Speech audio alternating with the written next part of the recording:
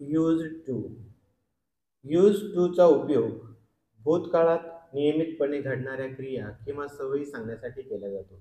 Used टूचा अर्थ होतो करीत असे किंवा करायचा. याची रचना असते सब्जेक्ट, त्यानंतर यूज्ड टू, त्यानंतर क्रियापदाचे पहिले रूप. यूज्ड टूचा उपयोग habitual action in the past म्हणजे भूतकाळात नियमितपणे घडणाऱ्या क्रिया किंवा भूतकाळातील सवयी सांगण्यासाठी केला जातो.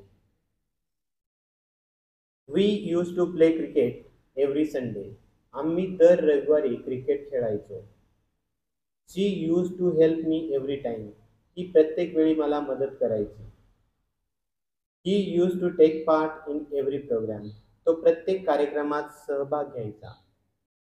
माय brother use to help me in my studies. माझा भाऊ मला अभ्यासात मदत करायचा. जेव्हा सहाय्यकारी क्रियापदानंतर आपण यूज टूचा उपयोग करतो तेव्हा त्याचा अर्थ होतो सवय असणे किंवा सवय होणे. I am use to this things. मला या गोष्टींची सवय आहे.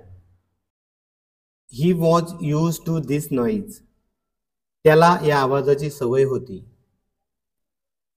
यानंतर अजून काही उदाहरणे पाहूयात. You will soon gate use two of new school atmosphere. तुला लवकरच नवीन शाळेतील वातावरणाची सवय होईल. The student have become use two of my teaching. विद्यार्थ्यांना माझ्या शिकवण्याची सवय झालेली आहे. Now they are use two of all this problems. आता त्यांना ह्या सर्व समस्यांची सवय झालेली आहे.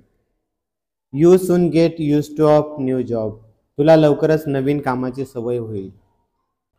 अशा प्रकारे आपण यूज टूचा सवय असणे किंवा सवय होणे या अर्थाने वेगवेगळ्या वाक्यांमध्ये उपयोग करू शकतो.